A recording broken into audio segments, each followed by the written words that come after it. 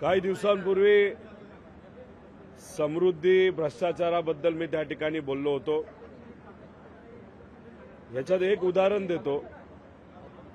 जालना नांदेड महामार्ग 11,442 कोटीचा हा प्रकल्प 180 किलोमीटर 6 रोड आणि 6 पॅकेज आहे। टेंडर प्रक्रियेत 23 कंपन्यांनी सहभाग घेतला। सर्व टेंडर हे 40% अभावमध्ये त्या ठिकाणी दिले गेले। त्यामुळे 11,442 कोटीचा हा प्रकल्प 15,554 कोटीवर त्या ठिकाणी गेला। त्याचा अर्थ 4,500 कोटीचा याच्यामध्ये भ्रष्टाचार म्हणा नाहीतर सरकारचा अतिरिक्त पैसा या ठिकाणी तिथे गेला। याच्यामध्ये हा प्रकल्प सीव्हीसी सेंट्रल व्हिजिलन्स कमिटी यांच्या लक्षात त्या ठिकाणी आला। त्यामुळे केंद्र सरकारनेच हा प्रकल्प आता त्या ठिकाणी थांबवलेला आहे। त्याच्याच बरोबर आपण जर 55,000 कोटीचा समृद्धी महामार्गाचा टोटल प्रोजेक्ट बघितला तर त्याच्यात 20,000 कोटी रुपये हे शासनाचे अतिरिक्त त्या ठिकाणी काढले गेले असावेत असं वाटतं, ज्याच्यातून काही मंत्री काही अधिकारी यांना त्याच्यातून त्या ठिकाणी लाभ झाला असावा। त्याच्याच बरोबर काही पत्रकारांमध्ये चर्चा आहे की गुजरातमध्ये जे इलेक्शन झालं त्या इलेक्शनला भाजपचा खर्च हा महाराष्ट्राच्या या समृद्धी मार्गाच्या माध्यमातून त्या ठिकाणी झाला।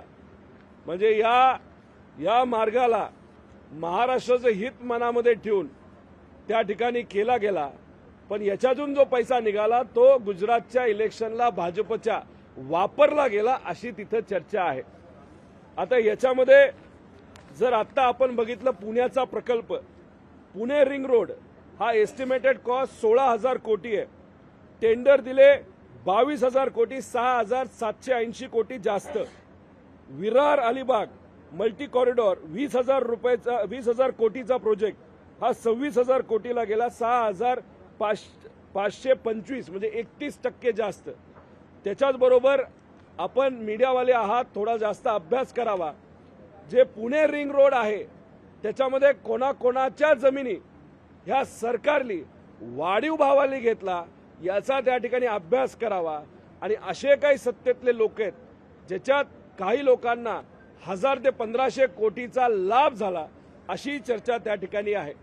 त्यामुळे समृद्धी मार्गाच्या बाबतीत अनेक विषय आमच्याकडे येत आहेत।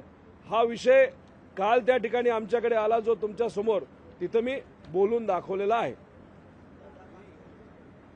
प्रश्न आता दुसरा विचारा, प्रश्न विचारा।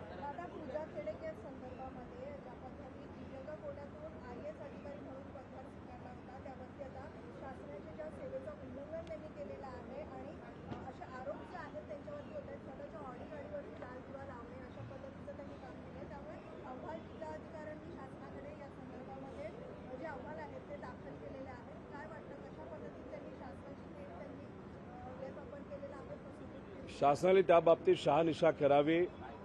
अनेक होतकरू युवा आहेत, सामान्य कुटुंबातले आहेत, खूप कष्ट घेतात, पण त्यांना IAS अधिकारी नाही तर सरकारी भरतीमध्ये तिथं जाता येत नाही।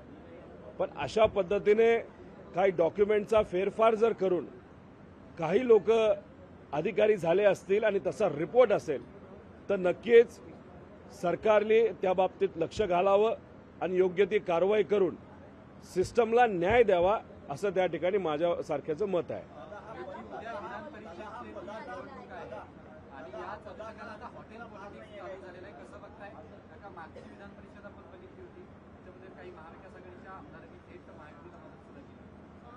कदाचित महाविकास आघाडीचे आणि खास करून राष्ट्रवादीच्या काही आमदारांनी ही महायुतीला मदत केली होती अशी चर्चा होती। नंतर काय झालं तर नंतर राष्ट्रवादीची पवार साहेबांच्या मार्गदर्शनाखाली चालते ती तशीच राहिली आणि त्यातून खूप मोठा घटक हा बाहेर निघाला। मग आपल्याला असंच म्हणावं लागेल कुठेतरी अजितदादांचं नेत्यांचं आधीच सेटिंग भाजप बरोबर झालं असेल आणि तिथं कुठंतरी एक वेगळ्या प्रकारचा अन्याय तिथूनच सुरुवात झाला असेल आणि नंतर पक्ष फोडणं वगैरे त्या गोष्टीपर्यंत ते गेलं असावं असं आमचं मत आहे. दादा यालाच धरून ज्या मागच्या वेळेला असं म्हणतात की अजित पवारांसोबत गेलेल्या आमदारांनीच मदत केली असेल, मात्र आता पुन्हा अशी चर्चा आहे की अजितदादांचे आमदार नाराज आहेत की ते महाविकास आघाडीच्या नेत्यांच्या संपर्कात आहेत. तुमच्या काही संपर्कात आहेत का? ते उद्या आपल्याला या बाबतीत कळेल. एक तर आमचे सगळे आमदार आपापल्या घरी नाही तर जिथं कुठं ते राहत आहेत, आमदार निवास असेल, हॉटेल असेल, तिथं ते आहेत. जे कोणी इतर आमदार आहे, जसं अजितदादांचा गट अख्खा एका हॉटेलमध्ये घेऊन ठेवलेला आहे, त्यामुळे दादांचा त्यांच्या आमदारावर विश्वास नाही राहिला असं कुठेतरी आपल्याला बोलावं लागेल. पण उद्या संध्याकाळी दूध का दूध पाणी का पाणी हे त्या ठिकाणी होईल. तुमच्या संपर्कात आहेत का काही आमदार? उद्याचं इलेक्शन उद्या मग आम्ही सांगतो. तळागाळातील काही आमदारांना जे माजी मंत्री आहेत ते त्या स्थानिक पातळीवर मदत करताना दिसतात. या गोष्टीकडे कसं पाहता? कारण त्या विधानसभेमध्ये उद्याच्या येणाऱ्या निवडणुकांमध्ये ते विरोधात उभं राहणार आहेत. माझे आमदार माजी मंत्री कोणाचे? दांडेगावकर आहेत स्वतः आणि राजू नवकरे आहेत, त्यांना मदत करताना दिसतात. विरोधक म्हणून तुम्ही एकमेकांच्या विरोधात ठाम उभं राहायचं तर एकत्रित दिसतात. मग ही दाखवण्यासाठी फक्त एक गोष्ट आहे का? तुम्हाला या इलेक्शनमध्ये दिसेल पवार साहेबांनी एक वक्तव्य केलं, संविधान टिकवण्यासाठी, जपण्यासाठी, सामान्य लोकांना न्याय देण्यासाठी आपल्याला लोकसभा इलेक्शन प्रामाणिकपणे लढायची आहे असं साहेबांनी आम्हाला लोकसभेच्या आधी सांगितलं होतं. आणि त्यावेळेसच पुढे जाऊन त्यांनी सांगितलं, खऱ्या अर्थाने महाराष्ट्राला प्रगतीपथावर परत एकदा आणायचं असेल तर आपल्याला विधानसभा ही जिंकायची आहे. त्यामुळे आम्ही लोकसभा ही लढलो, त्यात जो निकाल लागला तो आपण सगळ्यांनी बघितला. आणि साहेब जेव्हा म्हणतात की आपल्याला विधानसभा जिंकायची आहे, त्याच्यावरनं तुम्ही समजून घ्या साहेबांच्या मनामध्ये काय त्या ठिकाणी चाललंय. त्यामुळे तुम्ही फक्त थोडे दिवस जाऊ द्या, साहेबांच्या मनामध्ये डोक्यामध्ये काय चाललंय हे आज आपल्याला कळता येणार नाही. पण जसं जसं तो त्या ठिकाणी उमेदवार डिक्लेअर होतील तिथंच आपल्याला कळेल की निकाल हा आधीच तिथं लागलेला आहे. दादा एक सामनामध्ये होईल, आजच्या सामनामध्ये संजय राऊतांनी असं म्हटलं जे परळीमध्ये हिट अँड रन प्रकरण झालं याच्यामध्ये या लाडक्या बहिणीची हत्या झाली, हिला कधी न्याय मिळणार कसं बघता याच्याकडे? कारण का बऱ्याच व्यक्तींनी मराठी सिनेसृष्टीवरून सुद्धा लिहिलेलं आहे. असं कोणी लिहिलंय? संजय राऊत. आम्ही सुरुवातीला बोललो होतो 48 तास 50 तास तो मुलगा सापडणार नाही. त्याच्या रक्तामध्ये दारू असेल नाही तर अजून काहीतरी वेगळ्या गोष्टीचं सेवन केलं असेल ते सापडू नये म्हणून सिस्टमली, सरकारली, नेत्यांनी, अधिकाऱ्यांनी अशा व्यक्तीला त्या ठिकाणी पाठबळ देणं नाही तर त्याला 48 ते 50 तास कुठंतरी पाठिंबा दिला आणि त्याला लपून ठेवला असं आमच्या सगळ्यांचं मत आहे. सामान्य कुटुंबातली एक महिला त्या ठिकाणी गाडीखाली येते, कदाचित त्यावेळेसच त्यांनी ब्रेक लावला असता तर ती वाचू शकली असती. पण 2 किलोमीटर त्या महिलेला फरफटत नेलं, परत एकदा गाडी तिच्या अंगावर नेलं. म्हणजे या व्यक्तीच्या हृदयच नाही असं आपल्याला म्हणावं लागेल. पण ह्या सगळ्या गोष्टीमध्ये खरं तर 4 दिवस लागले एकनाथ शिंदे साहेबांना त्या शहाला पदावरनं काढायला. पण ते पदावरनं फक्त काढले, पार्टीतून काढलेलं नाही. अशी एखादी घटना दुसऱ्या एखाद्या पक्षात घडली असती तर पार्टीतून पण काढलं असतं आणि पदावरनं पण काढलं असतं. पण शिंदे साहेबांनी त्यांना पार्टीत ठेवले पण पदावरनं काढलेले. हे कुठेतरी विरोधाभास आहे. आणि सत्तेत असणाऱ्या लोकांनी अशा लोकांकडे त्यांचं फंडिंग आपण घेत असू नाही तर काही असू, ह्या लोकांकडे असं न बघता सामान्य लोकांकडे बघून योग्य असा न्याय मिळायची जरूरत आहे. पण सरकारकडे तो मिळेल असं वाटत नाही जोपर्यंत लोक हा विषय हातात घेत नाही. जसं पुण्याचा विषय लोकांनी हातात घेतला म्हणून तो चर्चेत आला आणि कुठेतरी येत्या काळामध्ये त्या दोघांना, मुला मुलीला त्या ठिकाणी न्याय मिळेल. का सिस्टम 2014 नंतर ही पॉवरफुल लोक, पैसेवाले लोक, नेत्यांची मुलं, नेते जे कोणी सत्तेत आहेत यांनाच पाठबळ देणारी सिस्टम या महाराष्ट्रामध्ये दुर्दैवाने गेल्या 10-1 वर्षामध्ये त्या ठिकाणी झालेली आपण सगळे बघू शकतो. दादा महाविकास आघाडीचे उमेदवार आमदार कैलास पाटील यांनी एक पत्र लिहिलं होतं. त्याच्यात त्यांनी एमपीएससीच्या विद्यार्थ्यांचा एक मुद्दा केला की SEBC ही पोर्टल जे प्रमाणपत्र देतात विद्यार्थ्यांना परीक्षा देण्यासाठी किंवा आताच्या कायद्यात जे ओबीसी आरक्षण देण्यासाठी त्या पोर्टलच जे ते सुरू नाही. त्यामुळे अनेक विद्यार्थ्यांनी EWS मधून फॉर्म भरलेला आहे. पण आता पुढे जाऊन हे चेंज करता येईल याच्यावर शासन तसं नाही. त्यांना असं वाटलं की सरकारकडनं जो त्या ठिकाणी निर्णय घेतला नाही चर्चा होते. ते वेगळ्या प्रवर्गात बसतील नाही तर ओबीसी प्रवर्गात बसतील. त्यामुळे त्यांनी ते मराठा जो एक ECBC आहे त्याच्यामध्ये त्यांनी फॉर्म भरला नव्हता आणि मग झालं असं की ते इथं पण नाही राहिले आणि तिथं पण नाही राहिले. त्यामुळे मी काल सुद्धा या बाबतीतली ट्विट केली. कैलास पाटलांनी सुद्धा या बाबतीत बोललेलं आहे की त्यांना परत एकदा चान्स द्यावा की ECBCच्या अंतर्गत त्यांनी त्या ठिकाणी रजिस्टर करावा. असं 66,000 ते 70,000 मुलं आणि मुली आहे. त्यामुळे तो तरी न्याय हा मुख्यमंत्री साहेबांनी त्या ठिकाणी दिला पाहिजे. काल ट्विट केलंय. मी सुद्धा त्या बाबतीत मुख्यमंत्री साहेबांना भेटणार आहे. दादा, काल गोपीचंद पडळकर यांनी आरोप केलेले आहेत की तुम्ही कर्जतमधली जमीनची आहे ती हडप केली आहे. 2.5 कोटी रुपयांचा भ्रष्टाचार केलेला आहे आणि पवारांचा DNA जो आहे तो लबाडीचा आहे, खोटा आहे आणि पवारांच्या जमिनी काढण्याचा छंद आहे पवारांना. देवेंद्र फडणवीस साहेबांच्या नावाली मी एक पत्र या ठिकाणी करून आणलेलं आहे. ठीक आहे, गोपीचंद पडळकरांना त्यांची बौद्धिक क्षमता किती ही पब्लिकला कळलेली आहे, लोकांना कळलेली आहे. पण या पवित्र ठिकाणी जर अशा पद्धतीने एखाद MLC MLA वर जो लोकातून निवडून आलाय, मागच्या दरवाजेली आलेला नाही, त्याच्यावर जर खोटा आरोप करत असेल तर मग याच्यावर तुम्ही शहानिशा करावी, सरकारकडनं एक कमिटी फॉर्म करावी आणि खरंच रोहित पवारनी त्याच्यामध्ये काय चुकीचं केलं आहे का, हा विषय कोर्टात गेला आहे का, कोर्टात जाऊन तो निकाल कोर्टाने माझ्या बाजूला दिला आहे का, या सगळ्या गोष्टीची शहानिशा करावी असं एक पत्र देवेंद्र फडणवीस साहेबांना आज मी अधिवेशनामध्ये गेल्यानंतर तिथं देणार आहे.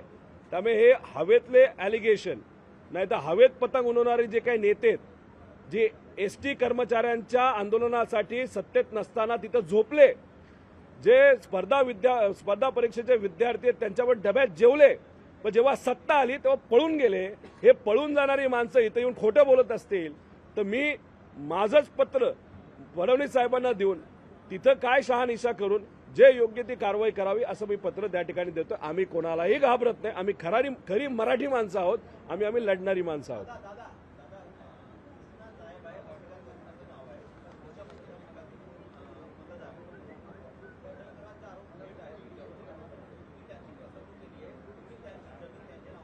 सर, हा विषय शहानिशा करावी असं मी पत्र घेऊन आलेलो आहे. फडणवीस साहेब आणि सरकार करेल. कोर्टात तो विषय गेला आहे का, कोर्टाने काय निकाल दिलाय ते कोर्ट त्या ठिकाणी आपल्याला सांगेलच. आता सरकारकडनं तिथं कारवाई झाल्यानंतर आणि शहानिशा झाल्यानंतर ते सांगतील काय काय परिस्थिती आहे. वर्ली हिट एंड रन मामले में जिस व्यक्ति ने गाड़ी चलाई थी उस व्यक्ति को 48 आवर्स टू 50 आवर्स जानबूझ के टाइम सरकार के माध्यम से वहां पे दिया गया, क्योंकि सत्ता में जो नेता है उसके वो कार्यकर्ता या पदाधिकारी थे.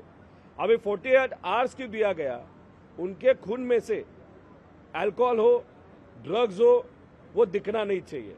मतलब आगे जाके वो नशे के धुन में उन्होंने एक्सीडेंट किया, वो कलम वहां से निकल जाएगा. और दूसरी बात, एकनाथ शिंदे साहब ने वहां पे जो उनका पद है वो 4 दिन के बाद वो पद निकाला, लेकिन वो पार्टी में अभी भी है. अभी ऐसी वो परिस्थिति होगी तो मुझे लगता है कि एकनाथ शिंदे साहब भी उसको सपोर्ट कर रहे. वो गलत चीज है. उस व्यक्ति को न्याय मिलना चाहिए. लेकिन ये जो सिस्टम है 2014 के आगे से, वो सिस्टम कहा तो भी करप्ट हुई है. सिर्फ पावरफुल लोग हैं या सत्ता में जो लोग हैं या पैसे वाले लोग हैं उनको ही ये सिस्टम सपोर्ट करते हैं, ऐसा हम सबका कहना है. गोपीचंद पडळकरांनी त्याच्यावरती आरोप केलाय आता बोललो.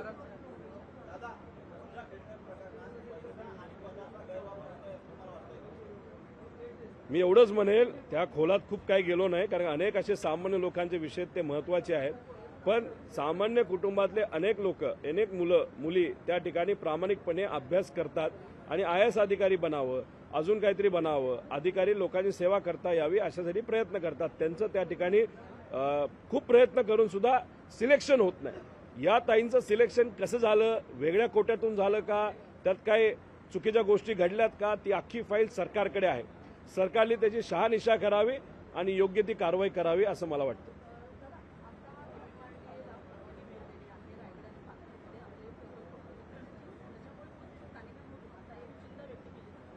कुठे काय झालंय?